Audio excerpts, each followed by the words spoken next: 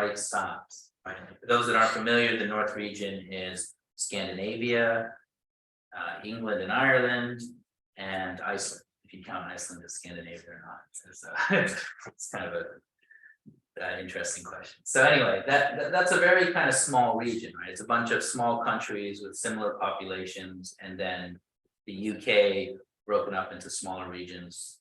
So it was kind of a much more focused meeting, and it was really, I think it was really good. And I'll kind of talk through some of the things that happened and some of the things that I felt were actually quite inspiring and maybe we can learn from other communities.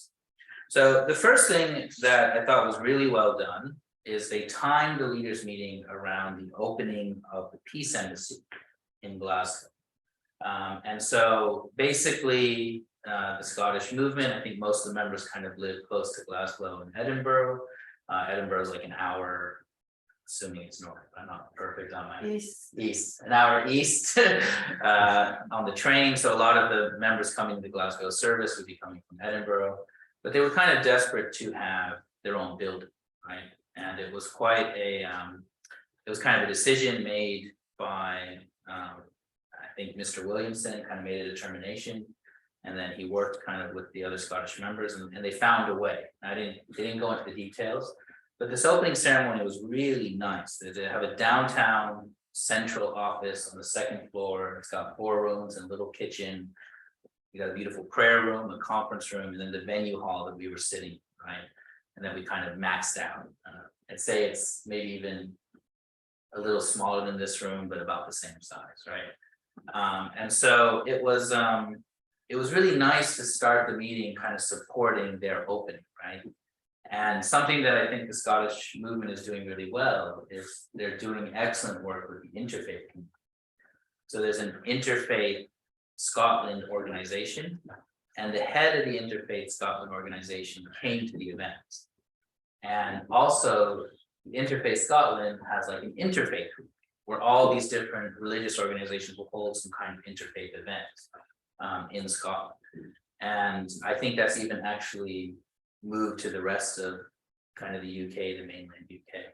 So it was kind of, it was great to kind of come as like a group of members, but supporting this event and really supporting the opening of this event. And they had some really great speakers there. There was a Church of England, I guess it's called I want to say priest, but correct me if I'm wrong. It's like a minister. Yeah, a minister. He had the white, huh? Church of Scotland, yeah. But he was from he was originally from Pakistan, right? And so he was sharing about this kind of cultural shock and trying to learn the Scottish culture, right? You know, he wanted to like really immerse himself in Scottish culture, and you know, he was wearing a kilt, and people kept asking him if he was a true Scot. He didn't quite know what that meant. And he was like, no, I'm true Pakistani. And people didn't quite get what he meant. So he was telling these really funny stories. And at the end, he could really give a kind of very powerful message about kind of the importance of, you know, intercultural understanding and adjustment. You know, he still had an accent and stuff. He's like, I can't be, you know, fully immersed, but I always advise people when they come to really do everything they can to learn the culture and be part of the culture. He was really a good example, right? So, so one of the things that, so it was really nice to kind of start this meeting by us coming to an event, right? And so to kind of support the Scottish church. And, you know, I'd never been to Scotland, my first time in Scotland, first time meeting a lot of these people, but really felt like, you know, kind of immersed right away into the community and into the efforts that we're doing, because we could come and kind of join an event, a support event. The room was completely full up, right? Because half of them were the leaders meeting participants, right? And it just gave a really good kind of feeling to all of us, because we're here to help support them launch their first kind of peace embassy. And it was a peace embassy launching. Yeah, so and it also got me just thinking about our own building, right? And how lucky we are to have our own kind of center and our own place to be, and a place that we can kind of build up our church community and center our church community around. Because the Scottish brothers and sisters could really feel this challenge, right, with not being able to have this kind of central place. So yeah, that was kind of how the meeting started. And then the next day we had, so we basically, that was the Friday evening, we had a nice dinner all together and just kind of catered dinner. And then the next day was kind of the leaders mostly on Saturday. And again, it was a very well organized meeting. And again, I think the key here is it was the right size, right? It was just 1 or 2 people from every country or every region in this kind of very, relatively small number of countries and regions. So, for example, the Hundake was done in a way I really liked. So we had breakfast in the hotel and we came and we had Hundake from 8. Maybe that's a little bit too lenient. I was kind of going to give feedback that we should be a little hardcore, right? We are the leaders. We should be waking up at 6 before breakfast and do a little, but I don't know if my feedback is appreciated. But anyway, so 8 o'clock we come in, and it was but the way Matthew Hewish was organized, the way he did it was really kind of efficient. Because I think the struggle with Hundake is it's easy to get bored. You're kind of sitting there reading. And it's just a bit, it feels like a slog sometimes if you're not in an inspired mood or you don't have the right kind of spiritual preparation, let's say. But the way Matthew did it was really the opposite of that, because you start with a song, right? And then everyone had to give their own quotes, and you had to keep it to 120 words. So you had to find a quote you liked and keep it to 120 words. So we sang a song, and then your quote would come up, and you had to read your own quote, and then you had to give a couple sentences of why you picked that quote and why you like it, right? And then we sing another song, and then someone else's quote comes up and you read the quote and you have to explain why you like it, right? And so it kept the Hundake session really kind of vibrant, right? It was almost like at the end of it, I was like, oh, that was too short, which I've never said in a Hundake session before, right?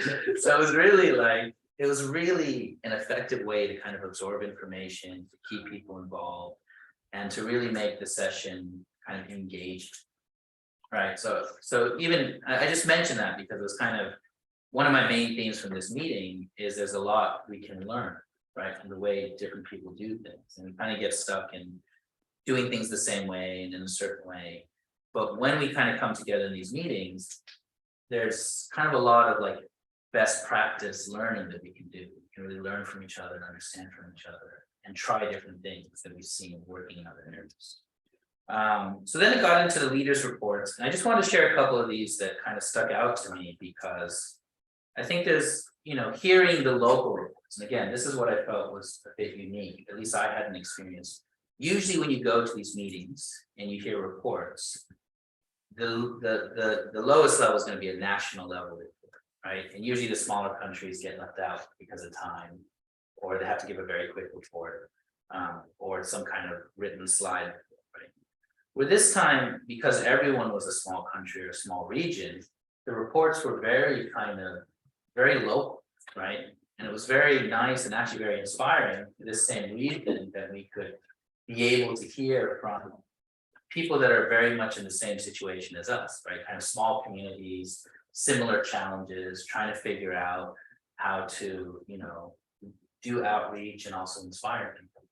So the first person to come up was the national leader for Denmark, a brother named Lars. He's kind of a younger versus older generation, right? And he came up and he was very honest. He's like, he was the first person to report. He said, to be honest, my biggest challenge is trying to find a second gen who will take over. And also I don't know what to do about outreach, and it's really, I'm coming here because I need new ideas, right? He was just very kind of honest. He was saying, we've kind of been a close-knit community for a lot of years, the second gen are growing up, they're growing less. And I really don't know what to do next, right? I don't know how to get everyone engaged. And I'm hoping from this meeting they come up with ideas. And when he was speaking, I really felt like he was kind of almost giving my report, if that makes sense. It was really kind of fascinating. I was like, oh yeah, I feel exactly like you do, Lars. although he was saying like, they were just starting in Denmark to put like an official organization, like a board of directors together and have legal paperwork done and stuff. And so I was quite like, okay, yeah, that's kind of what we've been doing, a few years before you, but we're kind of in a similar boat. And now the difference is, I think Denmark, they're doing a lot of great things on the UPS stuff. Like they have a lot of parliamentarian events and they're able to kind of reach out to politicians. So in a way, they're doing quite well on that side, right? So I think he was focused on the Family Federation side. He was kind of reporting from this, right? Like how do we do outreach and how do we inspire our kind of young members to be more involved? That reminds me, actually, sorry, I wanted to mention this earlier. There were 3 areas of focus that Mother's been talking about for quite a while. And the areas in our movement that she's really trying to develop and ensure that we are successful in is outreach, right? And that includes, giving people the blessing and teaching people the principle. And then there's the environment, right? And this means the environment for people to come closer to God, right? So this includes all our providential efforts, parliamentarian outreach, the UPF work, the interfaith work, the Women's Federation work, the YSP work, the youth work. All this is meant to like elevate, the societal understanding standard of living. And then the third point is specifically future leadership, right? How do we pass on and help people inherit the tradition and culture of the movement? How do we ensure that there's a succession, so to speak, right? So those were like the 3 areas people were kind of thinking about and really kind of trying to present on and trying to really share about it and share ideas about. So the other thing I wanted to, so that was the first report, Denmark. The other thing that happened was Iceland kind of came up with a new leadership structure. So for anyone who knows anyone in Iceland, Rohan has kind of stepped down as the national leader. And there were 4 sisters who have been kind of praying and doing kundalini. And they've been, the person who came is Sayu Herman. And did I get that right? Herman's the last name. Sayu Herman. And she's kind of she says she's the spokesman, like the representative, but they're all kind of equal. She says we're 4 grandmothers, right? And when David Hanna was introducing them, he said, we want younger leadership. So even though they're 4 grandmothers, they're all younger than me. So that's a good. But Iceland's a very small community. It's very, they only have a very few people. So it's hard for them, again, to find leadership. It's kind of a similar challenge. What was very nice is what we did a kind of, everyone went into the prayer room. And I think this is something Reverend Hannah's been trying to do with new leaders. And everyone prayed for Sayu as a representative. So we all kind of put our hands on her and we all said a prayer together to kind of support her in this new mission, right? And so yes, the Iceland Church now has kind of like a council of 4 sisters to make decisions and try to help grow the movement there. And then the other thing that was quite inspiring is, there are new 2nd-gen leaders that are kind of coming up and working their way. And one of them is a brother named Elliot Yamamoto. I don't know if anyone knows him, but he's in charge of what's now called FFWPU. I made a terrible joke where like they could just make a website www.uk.org. But anyway, it stands for Wales, I think West Midlands and West Country, right? So the west of the islands. So again, they don't really have, and one of their challenges, they also don't have like a building to worship in. They're renting places, and he has to kind of travel around and visit the different churches. And that includes Birmingham. So the Earls were there as well. And he's also in charge of YSP all of a sudden, right? So he's kind of giving a testimony about that. So he kind of has 2 roles.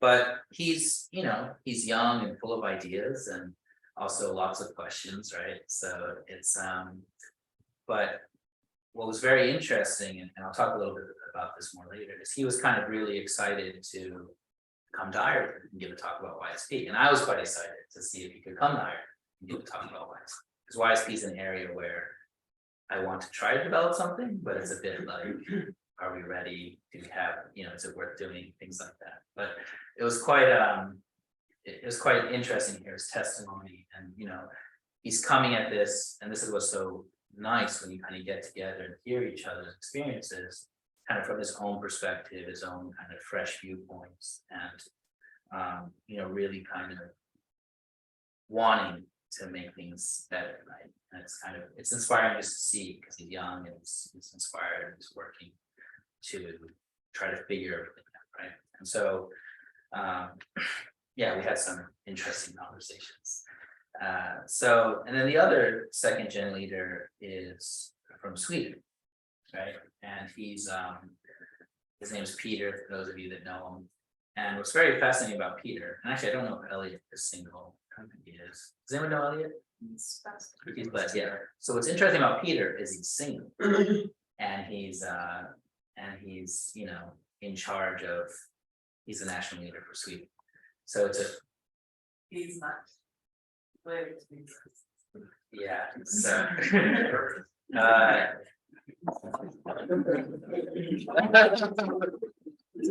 This big, yeah. So he's mad. Might be mad. But the point is when he was appointed, he was single. And so when he's sharing his testimony, he basically was like, well, look, guys, I can't do everything. So he just went to the second gen in his community, said, like, and do you guys like this community? Right? That was his question, right? Because if you like it, then you have to help keep it, right? So who wants to help me keep this community, right? And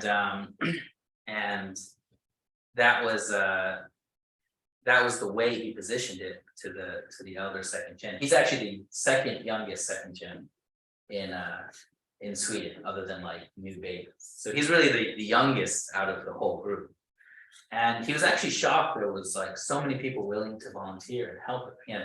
He has a team of 7 now. He had to turn some people away because they couldn't really commit enough time and enough things. So he really approached it in a way that he was able, like through his personal relationships and the way he interacted with them, he was able to really inspire them to be involved in it.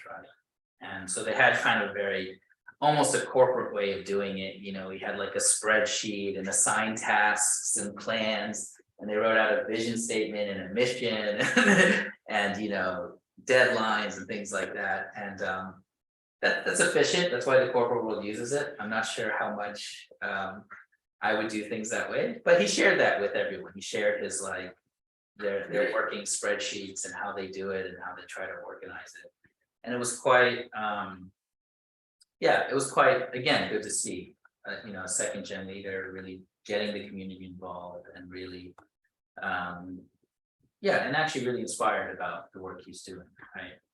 And so me and him talked a lot, we went out for lunch, we ate dinner together. It was just the other half of this is it was just really good to meet new people, to really kind of connect with people that I haven't had a chance to, that are kind of in a similar situation.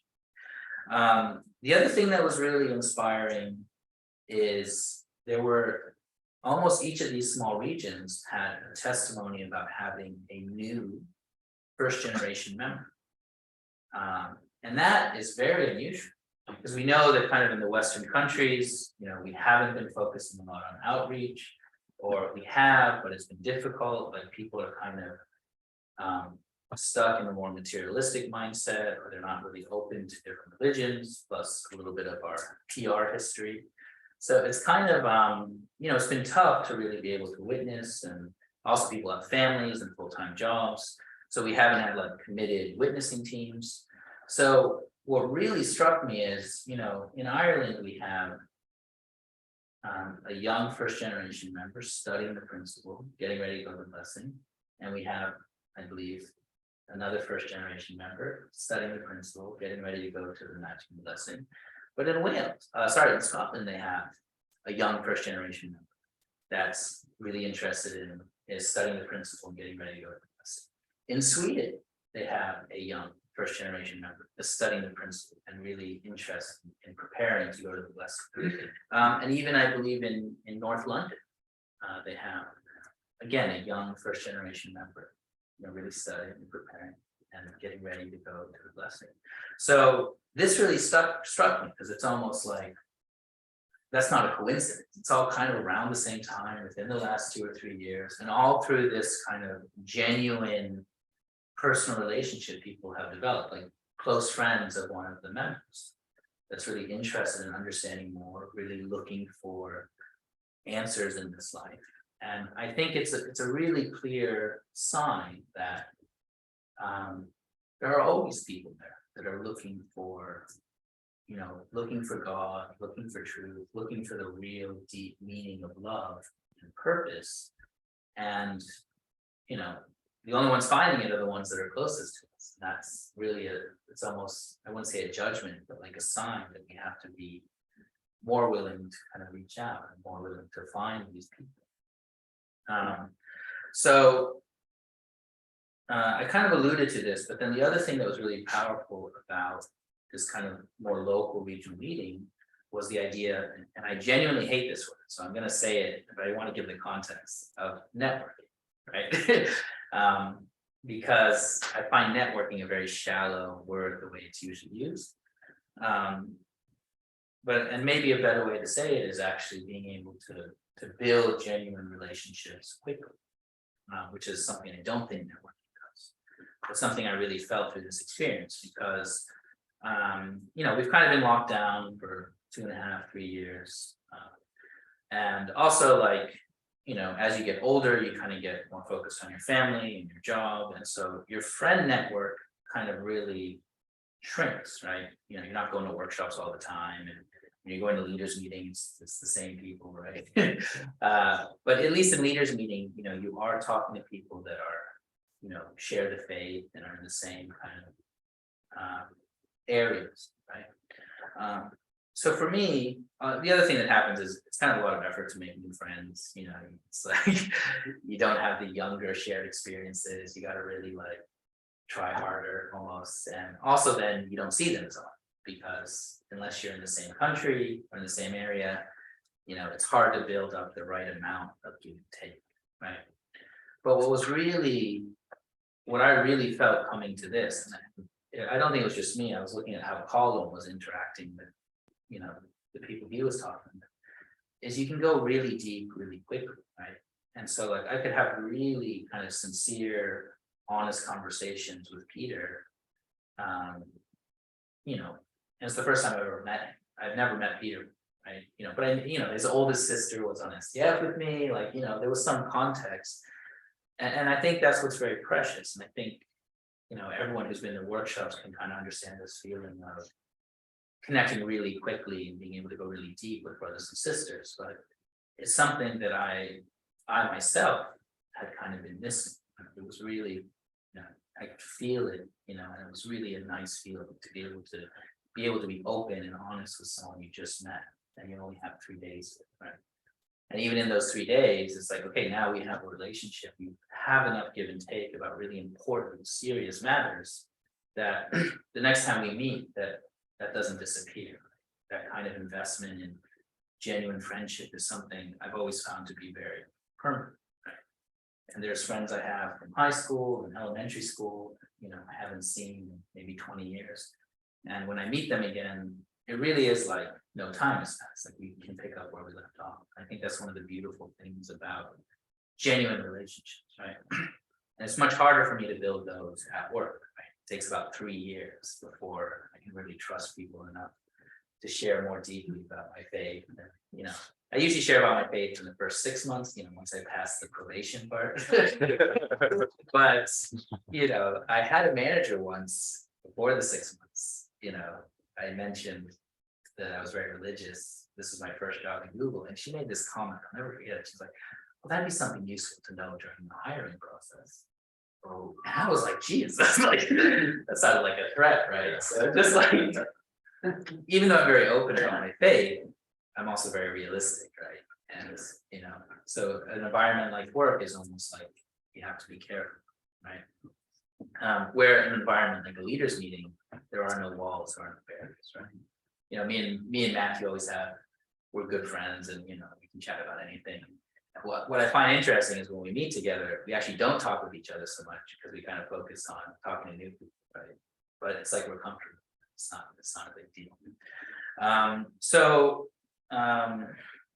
The other thing about this idea of networking or meeting new people and interconnecting is, we're not alone in the efforts we want to do. Right? And you'll remember when we did workshops in the past, it was always great to have people come visit the workshops. It's good for us to visit other countries' workshops. So after that weekend, I mentioned Elliot. Elliot wants to come and do kind of a YSP event, maybe do some kind of YSP kickoff event if we can plan it well.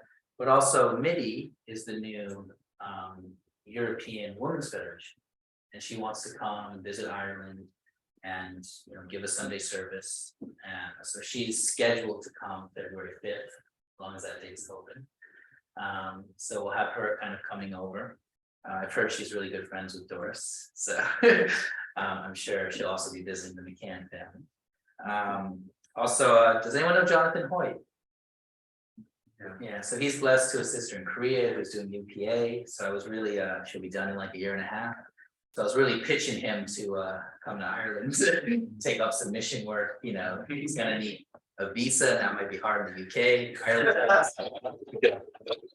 Ireland's a very good visa haven for people in that situation, and we found from the past and the present. So I was really kind of giving the hard sell. So maybe in a year and a half, we might have a new leadership couple here. Because I'm also thinking about succession, right? And trying to find someone to take it over. So and then also I got invited to come give lectures at the Easter workshop in the UK for the Heart Page.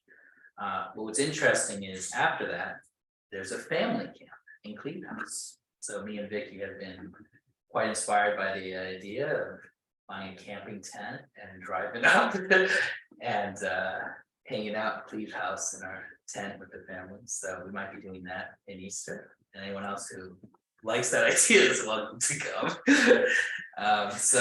But yeah, it's just like it's kind of really the core of what I feel like the idea of family federation is about, right? We don't want to be isolated in our own country. We don't want to be isolated with our own problems. These are kind of shared challenges, but shared challenges that we can really learn from each other, inspire each other, and grow with each other. So it was really, kind of, especially considering it's been so long since I've had those kind of interactions. So it was just in contrast, it was really, really well organized, really the kind of right size event where you could really relate with people and you could invite people to come, spend time with people, and also quite inspiring because you can kind of see things are moving, like everyone is doing things and trying to solve these problems, and there's changes happening, right? And there's things we can learn from. And then the last point, because I think this is a very, very important part, was at the end, Dr. Balcom was there. Dr. Balcom comes up, obviously he's representing all of the EU and EMEA region, and he's really trying to represent true parents and their desire to have an impact, right? So for him, his focus, I think, rightly so, is always what is mother's focus, and it's really good to have that perspective and really help us to center on the more global vision, right? So we had a very local meeting. It was really powerful because it was local, but you always need the balance, right? You need the balance between what you're doing locally and then also what is the broader vision, right? What is God's plans for the whole world, right? So the most important thing, and the thing he always starts with now and he's really focused on, is the issues in Japan, right? And the challenge of the Japanese church. He was talking about like how quickly the government kind of kept backpedaling, first from defending us to now like saying, yeah, we'll just dissolve them and then they can try to solve it in court, right? That's kind of where it's headed where government is planning to dissolve us as a charity. Means we can still operate and use the charity status. And then we'll have to fight it in court for however many years, right? So he's obviously very worried about that because mother's very worried about that. Of course, that has an impact on our whole movement. Of course, the Japanese movement has been like a backbone of our entire movement. In fact, every single thing that the church has been built on the strength and the foundation of the Japanese movement, including our building. I mean, Japanese sisters helped pay for this, have fundraised for it. There were Japanese missionaries in Ireland for many, many years when my family first came here. So it's important that we remember this. In many ways, Japan is a mother nation, both internally, but in many ways, even externally, the way it's kind of cared and nurtured. So he really wants us to do what we can in this area, especially even if it's just prayer or really reflecting on it. We should be supporting the Japanese movement as best we can. And it's always top of his mind. And he always talks about it and shares it as if what can we possibly do to maybe apply the right kind of pressure or at least support our Japanese brothers and sisters. And the other big thing is May 4th. Or I think it's May 5th, actually, we're going to be opening this heavenly palace for God, right? And this is Mother's kind of final, contribution she really wants to make. And if you guys kind of know how Father's always kind of built up these providential things, we always say family level, and he does a world level, and then he does kind of a true parents level declaration, and then it's always then heavenly parents declaration. And so I don't know if you guys remember in the 2000s there were these different crowning ceremonies, and finally God was crowned as the king of the world, right? And so it's similar with the buildings and our infrastructure in Cheonggyeong. Current heavenly palace we really built for parents. It's their residence. It's also where all the leaders go every time. It's it's kind of the core building. But what Mother really wants to build now is a residence for God, like a holy temple where people go to worship. That's it's like a dedicated hall that God's presence can be, right? And also have a museum. And what people don't realize is it's being worked on right now. And it's going to be finished by May 5th. Right, and that's also when the next blessing is. Because there's a big providential event, there's also an expectation of a forgiveness ceremony, there's grace. So it's going to be a massive providential event. So Dr. Balcom is really asking that people prepare for it internally, prepare for it externally by supporting it. As all our big events, all the members pitch in. There's always a request for donations, and so this is so I think I sent out the kind of donation request and the different, and the different reasons for it in Dr. Balcom's letter. But this is really where Mother's focused. She really wants to leave something permanent for, for our movement and for all people for, the next 1,000 years, right, or 10,000 years. So it's important that we think about this, and it's part of our prayers and our preparation in our hearts. In fact, and this was really something I have to apologize for. There was a global condition started for 210 days. It started October 22nd. We were meant to go to May 4th, right? And that is to kind of prepare internally for this launching of the God's heavenly palace. So if we're not doing that or participating, we can start, right? We can start and join in and really try to offer some conditions to support true mothers, support your parents, support this providential activity, right? So that's so those were the two things that Dr. Balcom really spoke the most about. He really wanted to share with us. Then he kind of went into more practical things, kind of the day-to-day stuff that he's working on and we're trying to do in Europe. But that is, I think, it's good stuff, and we'll see European headquarters, doing different initiatives. But ultimately, I think, especially from that meeting, it's really clear, we have to be in charge of our local efforts and, managing our own community, right? And we have a lot of good tools to help us with that. We have a lot of other people we can work with. And so I really hope over the course of the next year, we can all be supporting each other, but also really be learning from each other and, making successful, successful activities, successful experiments. Sometimes you have to try a few things before you get it right. But I think everyone has the heart to really, grow our community, make our community successful, center our efforts on what is Heavenly Parents. So that is, so that's my, I probably should share. I was going to end there. I think did Colin share a video of my report on the Irish community? Yeah. Okay, so people can watch that just so you can know what I said. In case you felt I may have misrepresented us or anything, but I tried my best. But yeah, I did talk about, I think, I talked a lot about how our community is really kind of growing and young and full of people that hopefully are inspired to get more and more involved, which is what I think is happening, what I see. So special thanks, for example, Brendan, taking on the MC work today. So it's always good to see kind of new face that's popping up volunteer for support. So on that note, I'll end with a prayer. And if everyone could join me in prayer.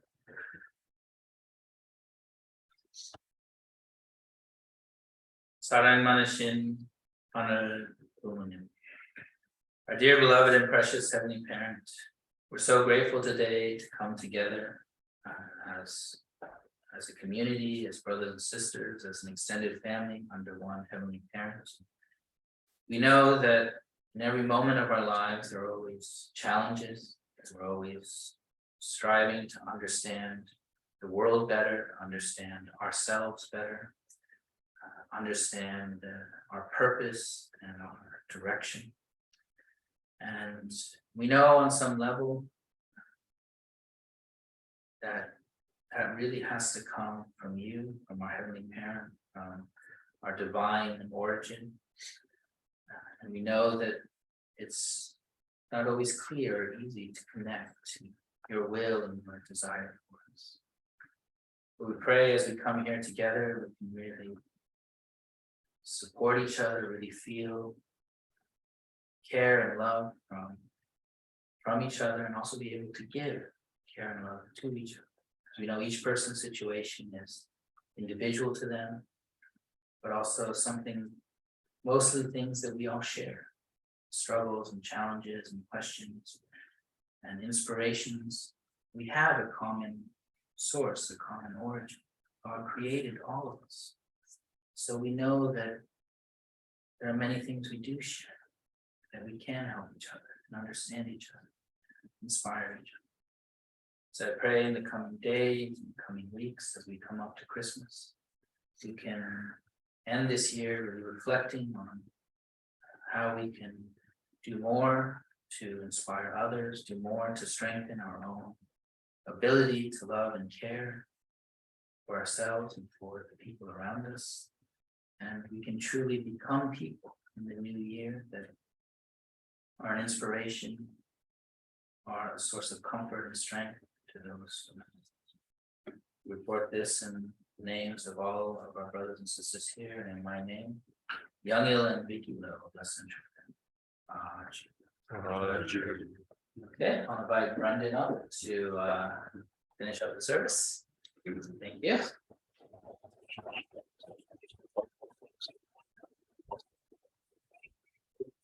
Thank you for that, Eli. It's always interesting to hear about things overseas. By its nature, it's very exciting and inspiring to hear about what the prospects and fresh ideas we can bring to the community. So thank you for that. So closing prayer is already done, so I won't surprise anybody this time. For the most exciting part of the day, announcements. We have some visitors. We have some visitors. Let's see, well, there's a stranger here in the back left. Is that a? Briefly say.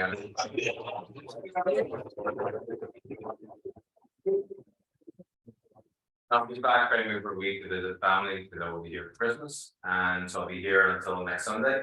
And I literally service and then I fly off afterwards, so. If you can't get enough of me, you get one more chance next Sunday. And then we have two foreign guests.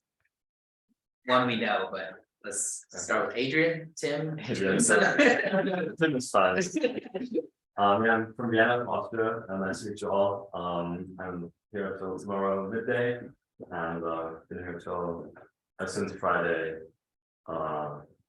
like